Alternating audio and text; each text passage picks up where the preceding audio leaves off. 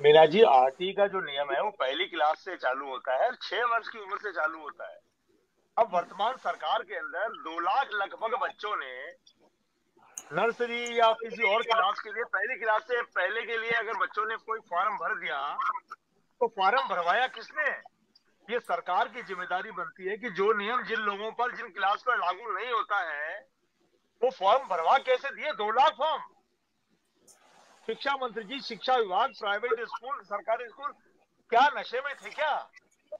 2 लाख बच्चों को फॉर्म भरवा दिया गया और लॉटरी निकाल दी गई। लॉटरी में एलिजिबल वो है ही नहीं, ना उनकी उम्र है, ना उनकी क्लास है।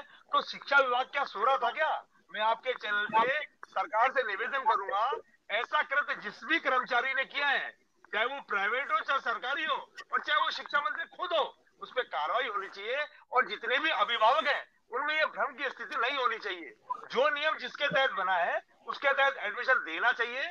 और अगर नियमों में कहीं कोई तकलीफ है, कोई कमी है, तो सरकार को उसमें संशोधन करने की प्रयास करना चाहिए, ना कि ये युवाओं के बीच में ये भ्रम फैलाना चाहिए। दूसरा, श्याम जी भाई साहब कह रहे हैं कुछ स्कूलों में क्लासेज में फर्क है, बच्चों में फर्क किया जा रहा है, तो ये सरकार की जिम्मेदारी है। और मीना जी, हम तो बार बार कहते हैं, ये सरकार ने सर्कस चल रहा है। जो मदन दिलावर जी है, उनका पूरा का पूरा ध्यान शिक्षा पे नहीं है। छतें गिर रही ठीक है, है। छज्जे गिर रहे ठीक हैं, है। गेट गिर रहे हैं, और कोई कार्रवाई नहीं हो रही है। पीडब्ल्यूडी का कोई कर्मचारी अभी तक कोई कार्रवाई में नहीं आया।